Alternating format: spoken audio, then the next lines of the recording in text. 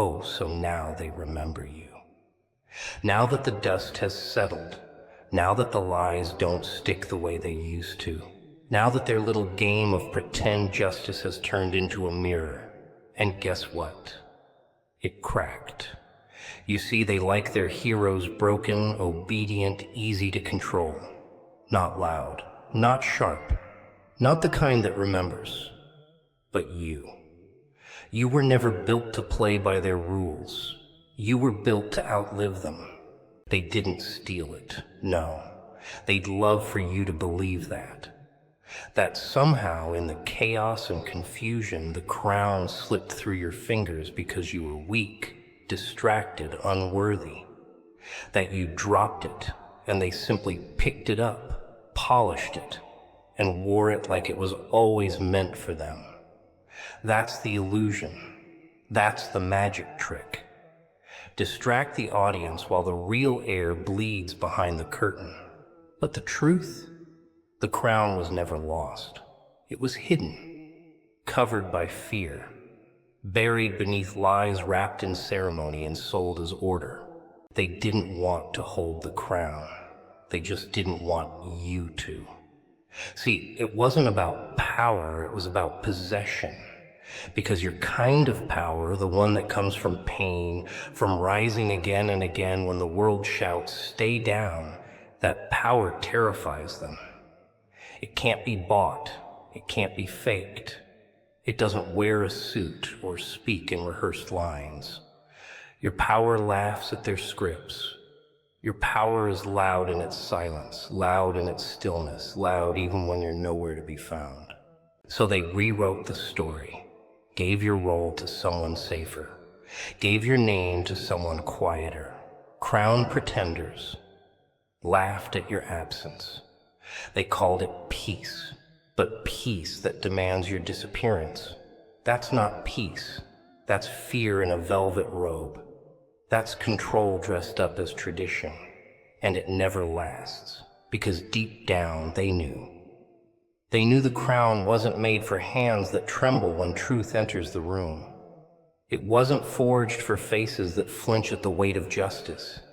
It was made for someone who's already burned, already bled, already buried their old self and clawed their way out of the grave with nothing but silence and teeth.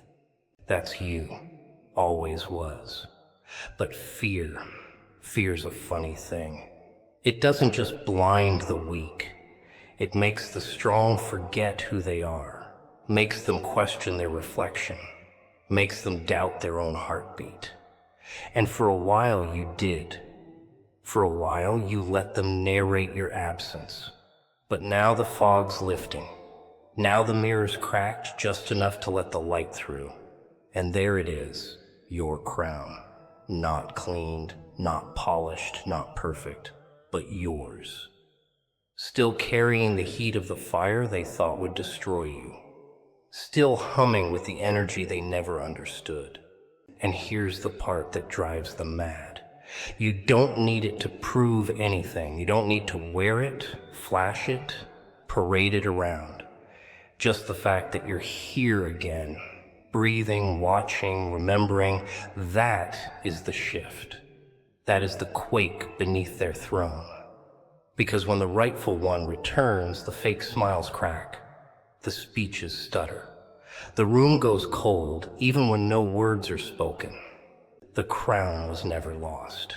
It waited. It endured the silence, just like you. And now that you're ready to see again, it doesn't sparkle, it stares. It dares you.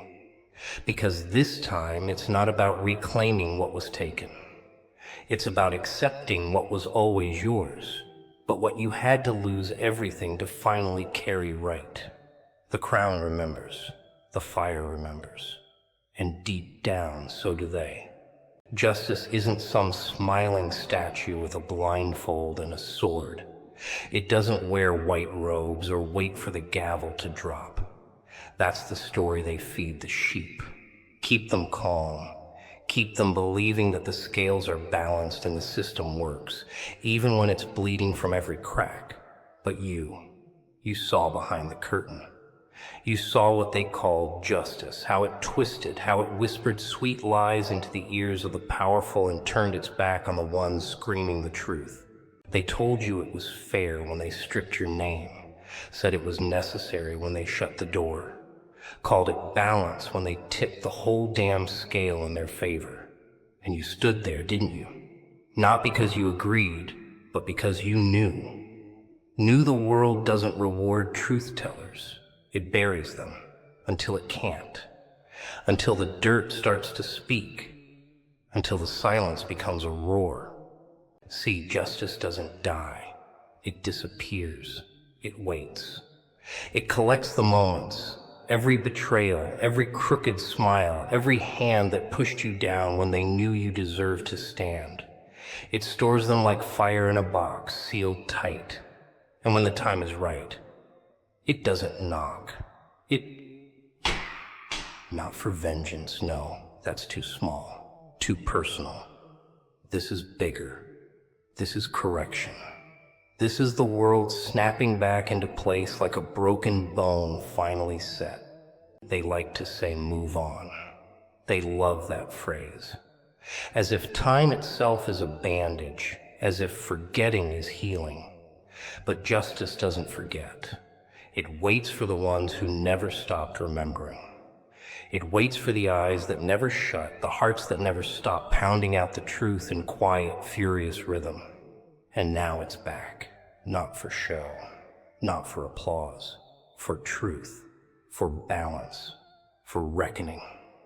And now it's in your hands, not the polite version, not the courtroom version, the kind with teeth, the kind that doesn't ask for permission. Because you didn't come back to be heard. You came back to correct. You came back to walk through the ruins they built with your silence and rebuild something that actually holds. And when you do, it won't be clean. It won't be calm. But it'll be real. This isn't justice dressed up for the crowd. This is justice kicking in the door it was once dragged out of. And it's final. Not because it's loud, but because it fits, because it doesn't tremble, because it doesn't ask, is this fair? It knows. And so do you. You felt it the second the wind shifted, the second the crown returned, the second their smiles started to crack, and the room got just a little too quiet when you walked in. They spent so long telling you justice was something you had to wait for, beg for, prove you deserved. But you always had it. You were always the verdict they tried to ignore. And now that it's arrived, they can't run from it anymore. Because justice delayed is still justice, and this time it's dressed in scars and silence, and a gaze they can't hold without shaking. They always want you loud, don't they? Talking, performing, explaining yourself to people who already made up their minds. They want noise because noise makes them feel safe. It gives them something to point at, to mock, to twist. But when you go silent, really silent, it rattles them. It unplugs the illusion. And oh, how quickly the mighty start checking over their shoulders when the one they tried to bury decides not to play anymore. They think silence is surrender. They see you step back, and they call it weakness. Where'd the fire go? They whisper, laughing, nervous. But see, the fire doesn't go out. It pulls back. It studies. It waits. Because the truly dangerous ones, they don't announce the storm. They become it, quietly, deliberately, and the world starts to feel it, even if it doesn't understand what's coming. You could have spoken. You could have defended yourself, justified your name, begged for what was already yours. But what's the point?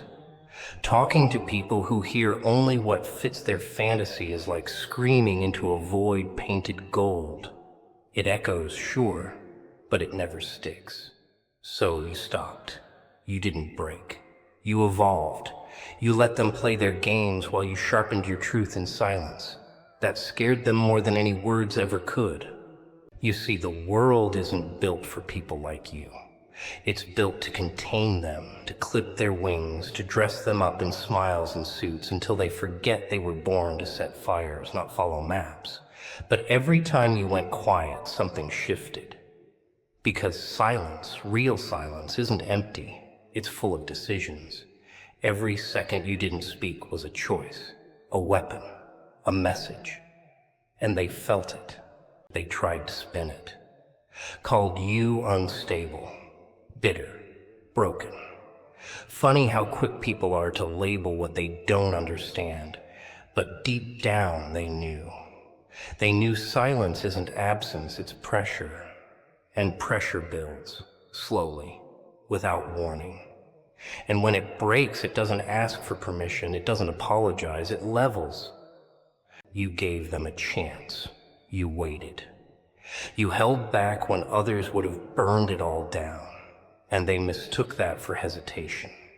But you weren't hesitating. You were watching. You saw the cracks in their story, the panic behind their power. They thought they won. They thought the absence of your voice meant the end of your truth.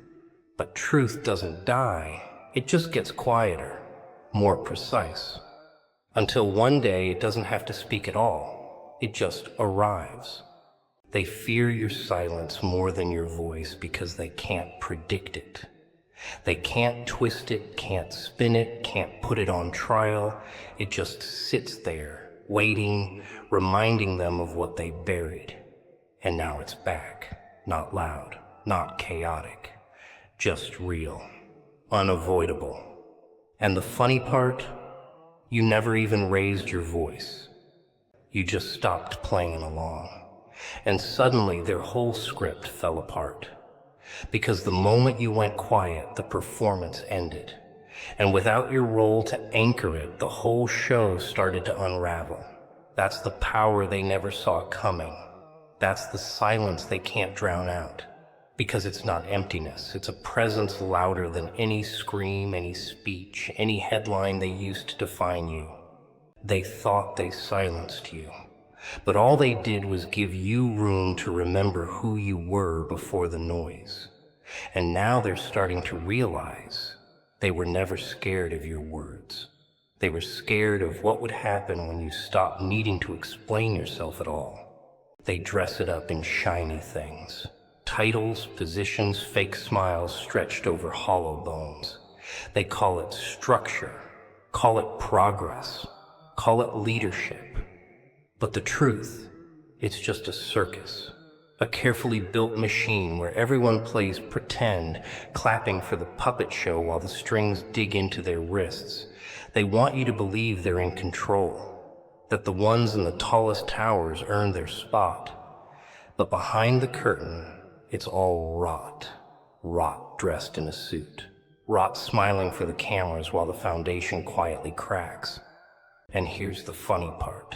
They think no one sees. They think the smoke machines and spotlights are enough to distract you forever. But you've seen behind it, haven't you? You saw the clowns running the court, the cowards making laws, the desperate souls pretending to be kings. They hold meetings and throw around words like justice and order and legacy, but they don't believe in any of it.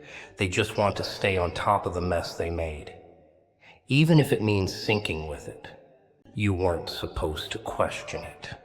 You were supposed to sit in your corner, take your number, smile on cue. That's how the game works. Until you stop playing. Until you stand up without asking permission. And suddenly the whole thing starts to shake. Not because you raised a fist, but because you didn't bow. Because you dared to exist without their approval. And nothing terrifies them more than someone who sees through the act and refuses to clap. They can't control what they don't understand, and they don't understand you. You don't fit their mold.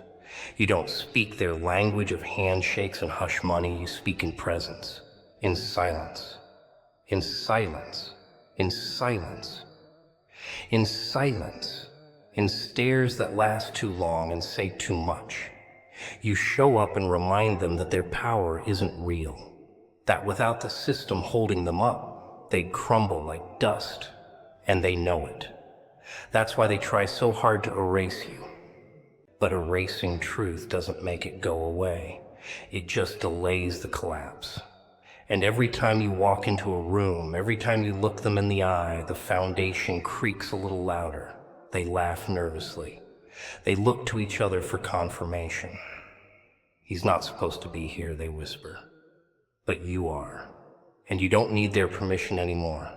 They don't get it. This isn't about revenge. It's not about rage. It's about peeling back the layers of polish and performance until what's left is bare and shaking. Until they can't hide behind their titles or their empty applause. Until the only thing left standing is the truth they tried so hard to bury. You didn't come to burn it down. You came to show it. Let them burn themselves trying to keep it hidden. Their whole world depends on people not asking questions, on people believing the system works if you just follow the rules. But what happens when the rules were written to keep the truth out? What happens when the one person they couldn't mold decides to walk back into the spotlight with scars instead of a script? That's when the lights start to flicker. That's when the mask slips. And the people they fooled for so long finally see it. The fear behind the throne. The panic behind the polish. You don't have to shout. You don't have to fight. You just exist in the space they swore you'd never return to. And suddenly everything they built starts to feel temporary. Everything they celebrated starts to sound hollow. Because without truth, without someone real in the room, their empire is just a house of mirrors, fragile, distorted, ready to shatter at the smallest touch. Funny, isn't it? How they praise the ones who never sleep, never stop, always producing, always shining. Like some kind of god in a glass cage, on display, flawless, untouchable. But behind the applause is a leash. A collar dressed up in admiration. Look how strong they are, they say, while quietly feeding the machine with your soul. Keep going. Don't stop. Don't feel. Don't rest. Because rest makes them nervous. It reminds them that you're human. They don't want you human. They want you useful. A weapon they can point in the direction of their choosing. Smile here. Win there. Break if you have to. But quietly, where no one sees. That's the deal. You're allowed to rise, sure, but only if you do it the way they expect. Only if you burn for their comfort, not your own. But the moment you step back, the moment you breathe instead of perform, it's like setting off a bomb. Because rest isn't rest when you're not supposed to take it. It's rebellion. It's defiance. It's saying no to a world that thinks you should be grateful for your chains. And suddenly the people who cheered the loudest start questioning you. What's wrong? They ask. Why aren't you out there? Like your worth disappears the moment you stop dancing for their entertainment. But you know better. You know the cost of staying on all the time. You've seen what happens to the ones who never say no. Because when someone like you rests, the system trembles. It realizes it can't own you. That you're not running because you're weak. You're still because you can be. Because you've earned it. Because there's nothing left to prove to people who were never listening. And that's what they hate the most. That you don't need them anymore. That your power doesn't come from their approval. It comes from knowing who you are when the lights are off and the noise dies down. They'll call it laziness. Call it quitting. Say you've changed. But it's not change, it's return. Return to the version of you that doesn't need to be seen to be strong. That doesn't chase applause to feel alive. You are still the fire, even when you're not burning for them. Especially then. And it's not just about you. It's about what you teach by example. When you choose rest, you show others they can too. You crack the illusion. You put a hole in the narrative that says you must break yourself into pieces just to matter. You say no.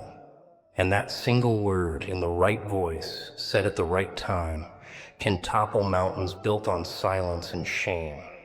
They never expected you to pause. That's the part they didn't plan for. They had scripts for your rise, your fall, even your destruction, but not your stillness, not your stillness, not your peace. Peace terrifies people who profit off your pain, because peace is powerful. It's focused. It's dangerous. And when someone like you finds it, not even the loudest chaos can compete.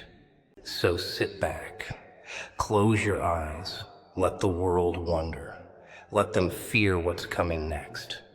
Because the loudest move you'll ever make is choosing not to move at all. They keep knocking, don't they? Always asking for a piece of you. A little attention here, a little wisdom there. You inspire me, they say. I need you, they whisper. They call it love, loyalty, support. But if you listen closely, there's something else underneath it. Hunger. Not the kind that feeds the soul, the kind that devours it. They want the flame, but they don't want to carry the heat. They want your fire, but they never ask what it costs to burn. You don't owe them. That's the part they don't like hearing. You were never a public service, never a vending machine of light. You gave because you chose to, not because you had to. And now that you've pulled back the curtain, now that you've stepped away, closed the gates, turned off the spotlight, they're confused, offended even, as if access to you was a birthright, as if your soul was some kind of open buffet they could graze on forever, no tip, no thanks, just take, but no more. That fire you carry, it's not for sale. Not for rent, not for anyone who treats it like a commodity. You've earned your silence. You've earned the right to disappear when the noise gets too loud, when the crowd starts to sound more like a demand than a celebration. They forget that before the stage, before the masks, before the applause, you were just a person. Bleeding, healing, breaking, building. And guess what? You still are. They talk about light like it's endless. Like the brightest stars don't collapse from the weight of it all. But you know better. You know what it's like to give too much for too long. To shine for everyone but yourself. To be the beacon while your own foundation crumbles. So you stopped. You turned inward. Not because you were weak, but because you finally realized that no one's going to save you but you. That giving everything away leaves you with nothing. And they'll say you've changed. Of course you have. Growth is not a group project. Not everyone gets a front row seat to your rebirth.